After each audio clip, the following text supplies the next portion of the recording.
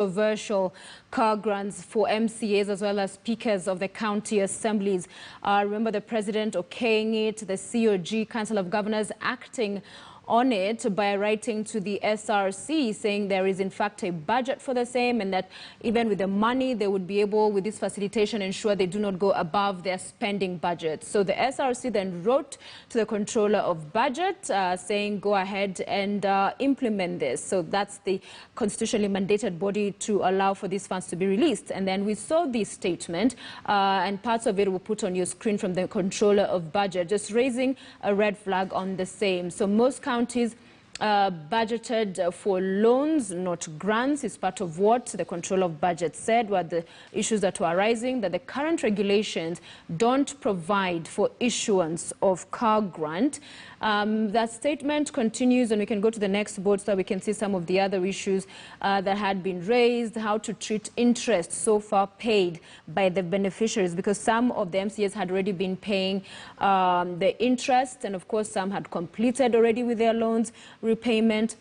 Was some of the issues. And that there you see is SRC on MCA's car grant. This is what they had said earlier, that convert the car loan facility to a car grant facility to be undertaken within the available loans. Upon conversion, ensure the beneficiaries of the existing loans shall convert to transport facilitation benefit. The next board quickly, as we introduce my guest this evening, conversion only applicable to existing speakers. That's an MCAs, which is the issue that it was only applicable to those serving in this term. So let's bring in Governor Ndiritu Murithi. He's the Laikipia governor, but tonight he's speaking on his capacity as chair of the Council of Governors Finance, Planning and Economic Affairs Committee. Governor, thank you for making time for KTN Prime tonight. So let's begin with your thoughts. There's a Kenyan and Nairobi resident who has moved to court. Once this quashed, he's termed it as discriminatory, outright misuse and abuse of discretion. Your thoughts briefly on this suit? Well, look,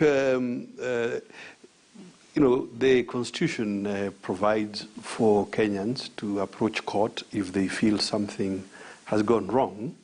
However, there is nothing odd about this car grant. As a matter of fact, members of the National Assembly, members of the Senate, so members of Parliament, enjoy a car grant because you must make it possible for representatives to travel and to be able to serve their constituents. And this is not just a practice in Kenya. I think if you look at many countries around the world, this sort of thing happens. So there's nothing odd about it. In fact, I wouldn't think it to be controversial at all. But, you know, a Kenyan is entitled to their view and to approach court if they think something has gone wrong. Right, Governor, and you said there's nothing odd about it. You don't deem it to be a controversial issue. However, it's the timing of it all, because this has been an issue outstanding since 2013. SRC has been working on this even through 2017 up until now, so that when the president then says we are going to grant you this car loan, and when the BBI is in the county assemblies, it for all purpose and intents and purposes look like a bribe, and then the swift work from the COG to tell the SRC to perhaps implement. So don't you see that the optics of it all and perception is valid? As you rightly point out, it has been a matter outstanding since 2013. And various discussions have been held in consultations over that period of time. Again, I mean, just take how I'm in the city today. I've been engaged with Treasury officials for the better part of the day, looking at other outstanding disbursements for devolution. For instance, we have some little resources, 600 million, to help counties fight the desert locust. Expected to have been an emergency measure, but has taken time, and we have the second wave of locust invasion. So, you know, is it related to BBI? It is not, but it is a disbursement that needs to happen. Take something like a devolution support program. Again, an outstanding matter for more than a year and a half, and hopefully it will reach resolution. So I think that to read resolution of this particular benefit as just related to BBI, I think would be to miss the point. But Governor, allow me to jump in there, if you can hear me. You said the resolution would be to miss the point to associate it or link it to BBI. However, to further make a case for why this is perhaps more about BBI is that this only applies to the MCAs in this term. It does not continue after 2022. So do you see then everything about making a case that there's merit to this as you are, then has those who will criticize the same and say it's not so?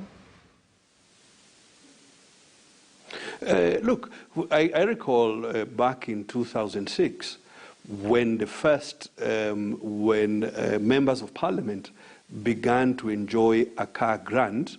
In the first instance, in fact, it was thought to be a one-off. And then on better reflection, it was realized that, this is something that you need to facilitate. I tell you, you would be surprised what is necessary. Look at my own county. The members of the assembly sit in Nanyuki. The member, say, for Sosian, travels something like 120 kilometers, 131 kilometers for some from the far end of his ward to be able to go to the assembly at Nanyuki. Now, how does that member travel? So the idea of making it practical for a member to serve his or her constituents properly, I think is something that aids devolution and aids democracy. And perhaps now to what the Controller of Budget said, why isn't it that the Council of Governors had a fully thought out, foolproof plan ahead of this proposal to the SRC, in that the concern around regulations, that the regulations as they stand only allow and work for loans, not for car grants? So why didn't the Council of Governors, in conjunction with the county assemblies, then quickly work so as to allow the Controller of Budget release the funds?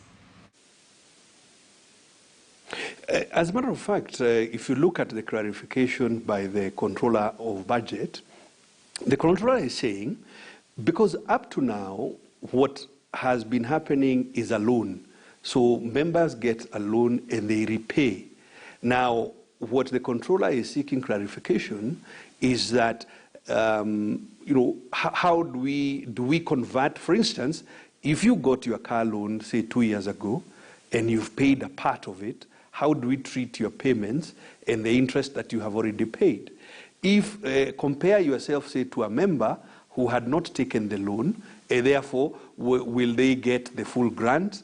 Or will you yourself, who already has a loan, will you get refunded the interest that you have paid?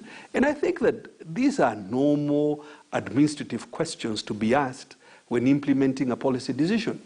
So I don't read any mischief myself in the Controller of Budget seeking some clarification so that we ensure we treat all the members equally, because the benefit must be applied equally to all members of county assemblies. And yet the SRC, in writing to the Controller of Budget, had already talked about what you described, and they also did as administrative issues, that because this was a revolving fund, of course, if it's a grant, it's no longer going to be a revolving fund, that was under a loan. So why didn't the COG yourselves ensure this administrative process has happened in the counties again?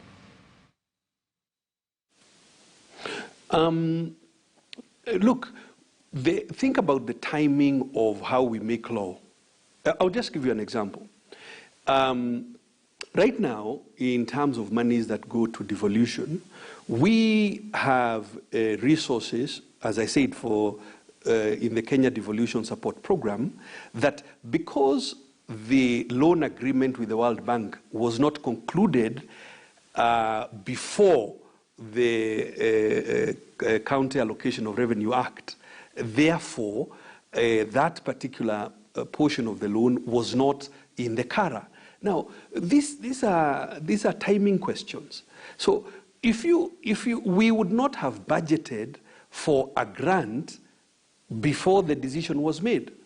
So we have to convert what we had budgeted for now from a loan to a grant. And there is really nothing at all that is out of the ordinary in the questions that have been asked by the two institutions, SRC and the Controller of Budget. And because we would not have budgeted for a grant before the decision was taken. And yet, Sophia. Governor, there are those who would argue that when you're making a proposal, then you want to have a solid plan, including if your proposal then does sail through, you are able to quickly jump into action. But finally, Governor, as you talk about that, and you mentioned there's a locust concern in counties, there have been several issues in as far as healthcare workers and their pay. So with all of this effort going, and you've made a case for why the MCAs should be facilitated in this fashion, some of Kenyans feel this is misplaced priorities, that when you're talking about COVID-19, the healthcare workers, these other huge concerns at the grassroots level, that this should not be a priority. What do you tell those Kenyans finally? Well, I would tell them that it is never possible to hold some things in abeyance. We have to balance in the management of public affairs. We have to balance. And every stakeholder and actor must be able to feel that we are all moving forward together. Now, if you take the question of COVID, what you will see is that most counties reorganize their budgets, and that's why the law gives us an opportunity to do supplementary budgets. In Laikipia, for example, we reorganized upwards of 700 million shillings in budget in order to focus on dealing with the COVID issue. And these are the sorts of things that are provided for in the Public Finance Management Act. What I would beseech Kenyans, I know because of the season of politics, I think suspicions are higher, and every action is interpreted in many lenses, particularly from a political angle. And I think we just need to tone down a little bit, recognize that even with politics, the economy continues, and the management of the public affairs does not stop simply because there is going to be an election next year. Right. We must use the time properly and efficiently, and manage ourselves properly without too much high-octane type of politics. Sophia. Many thanks, Laikipia Governor Ndiritu Murithi, for joining us here on KTN Prime. Governor Murithi also chairs the Council of Governors Finance, Planning and Economic Affairs Committee. And definitely that story on car grants is far from over. We'll continue covering developments as a Nairobian has moved to court on the same, seeking to stop implementation. And we'll be observing those other ripple effects from the MCAs and their reactions to these developments as well. KTN Prime takes a break.